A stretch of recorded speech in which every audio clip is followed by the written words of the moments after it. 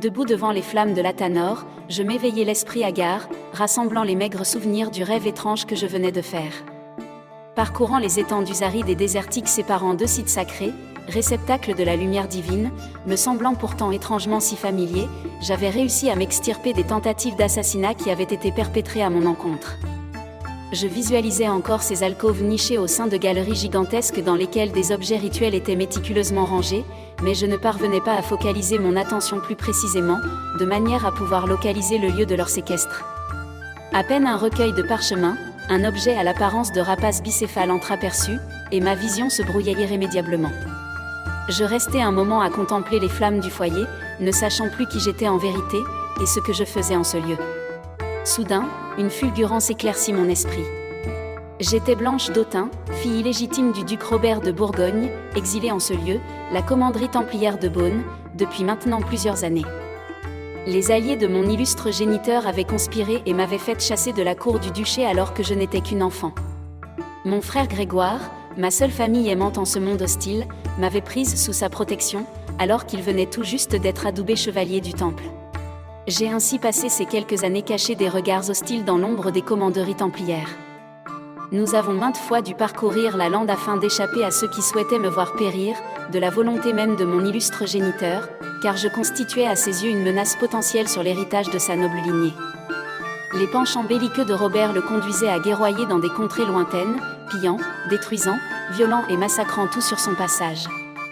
Et lorsqu'il rentrait en son fief, sa fureur ne pouvait trouver de repos qu'en torturant, tourmentant et anéantissant de ses mains tout être lui étant inférieur. Combien de pages, combien de serviteurs furent toxis par ses foudres?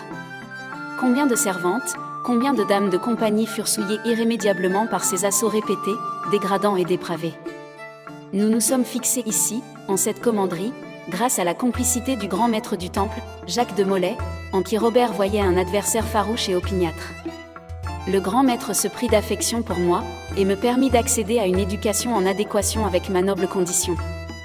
Dans les archives du Temple, j'étudiais les sciences, les arts, le dogme, et m'accoutumais à déchiffrer d'antiques parchemins constellés d'inscriptions abscondes.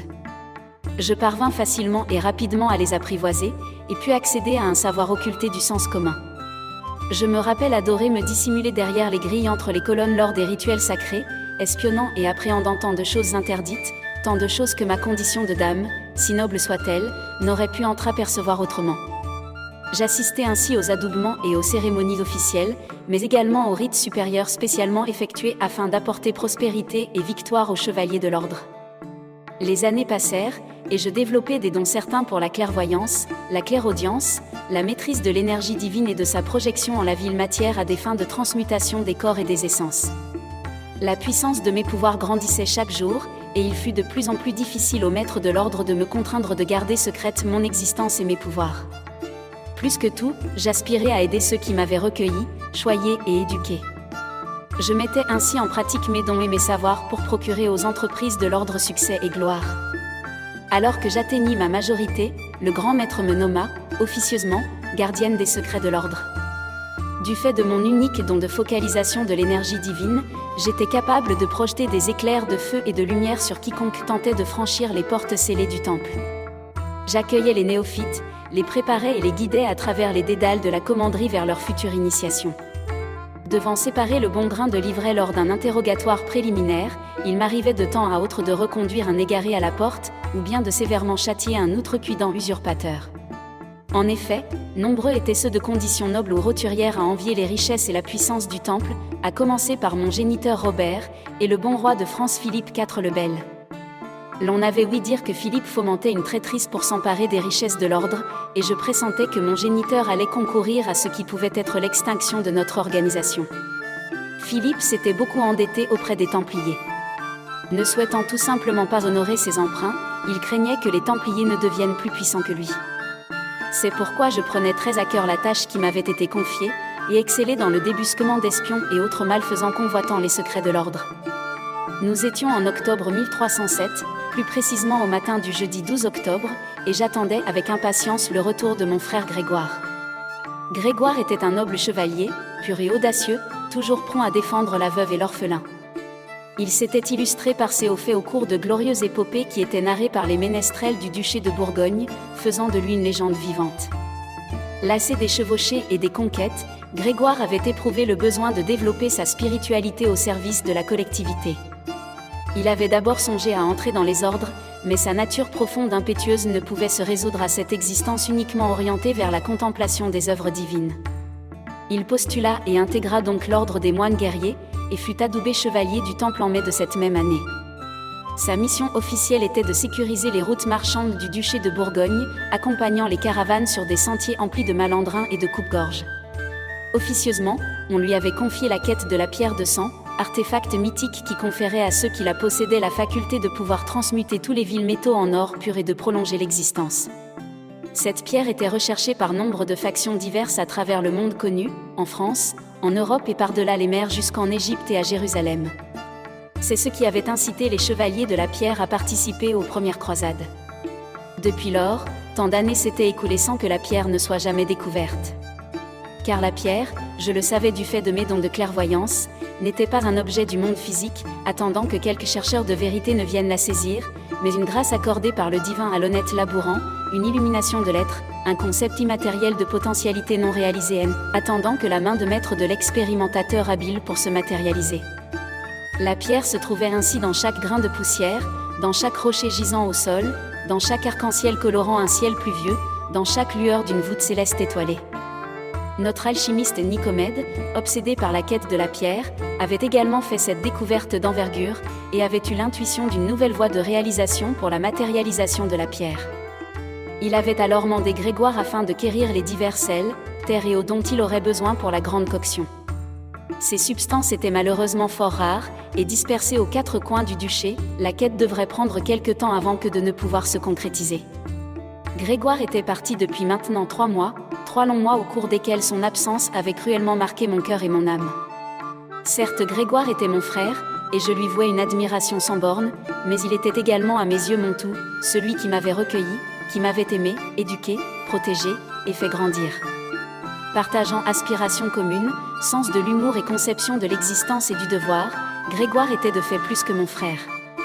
Il était une autre version de moi-même, mon double spirituel.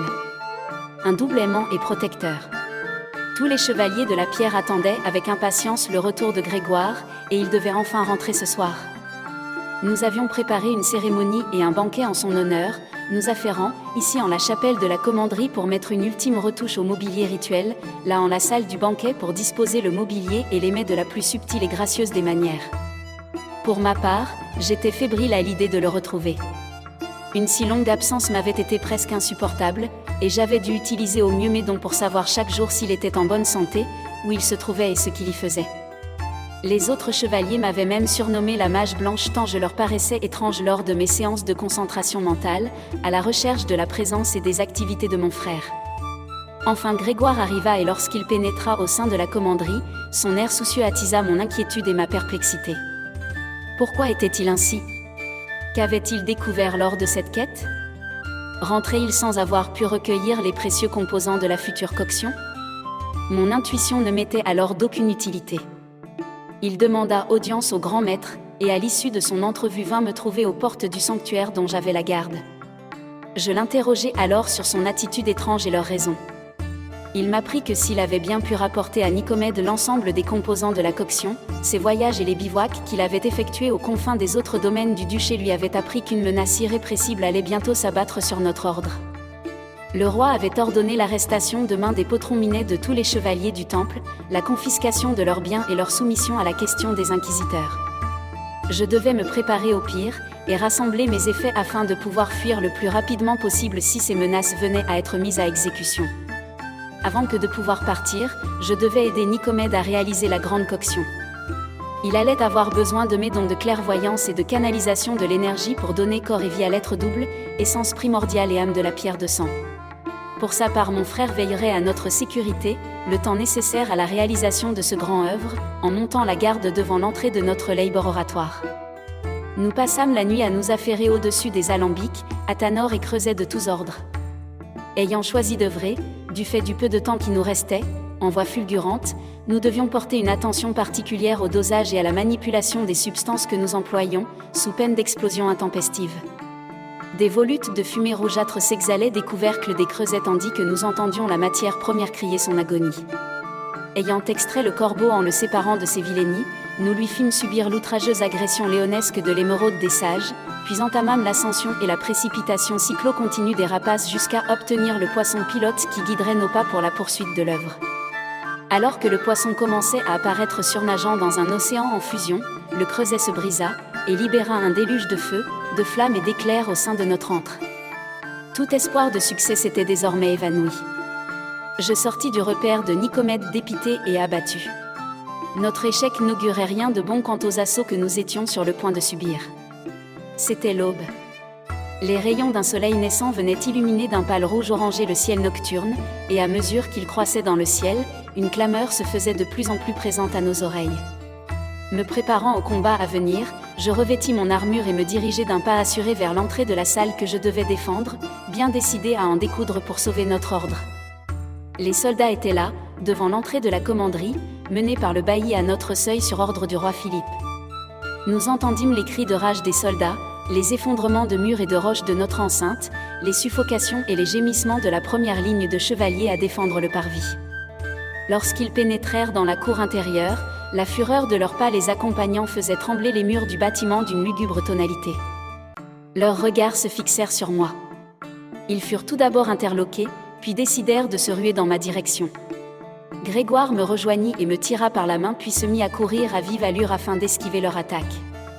Nous ne pûmes aller bien loin, car d'autres soldats arrivèrent nous faisant face en nous encerclant. Alors que je m'apprêtais à canaliser toute mon énergie pour leur propulser une décharge énergétique qui les aurait tous anéantis, une lance se figea dans le bras de Grégoire qui, déstabilisé, me lâcha la main. Il tomba au sol, et totalement décontenancé par ce que je venais de voir, je n'eus l'occasion de lancer mon attaque mortelle. D'autres soldats arrivèrent à notre niveau, et plantèrent leurs épées dans le flanc de Grégoire, qui succomba presque instantanément. Je ne pus contenir leur hargne. Ils m'entourèrent, me maîtrisèrent et me rouant de coups m'entraînèrent dans un recoin obscur de la cour intérieure. Ils avaient décidé de me châtier à hauteur de mes péchés. Une femme templière ne pouvait être qu'une suppôt de Satan, au service de la luxure d'un ordre dépravé et sodomite. Là, alors qu'ils se succédaient les uns me torturant, les autres souillant mon intimité de leurs semences, j'apercevais le bûcher qu'ils préparaient à mon intention. Lorsqu'ils furent rassasiés de leurs outrages, ils me menèrent au bûcher, me ligotèrent, et allumèrent un brasier qui devait bientôt me consumer tout entière. Tandis que les flammes rôtissaient ma chair et liquéfiaient mes yeux azur et ma chevelure blonde, un dernier sursaut d'énergie me permit de lancer un sort de projection de mon essence pour quitter ce monde et m'emporter, par-delà le voile du temps et de l'espace, vers une autre forme d'existence. Je me vis ainsi, tout en perdant connaissance, voué à tous les hommes de cette terre une haine farouche et absolue, les maudissant à jamais, me jurant de leur faire payer au centuple leur vile infamie. À tous les hommes, sauf peut-être à un seul.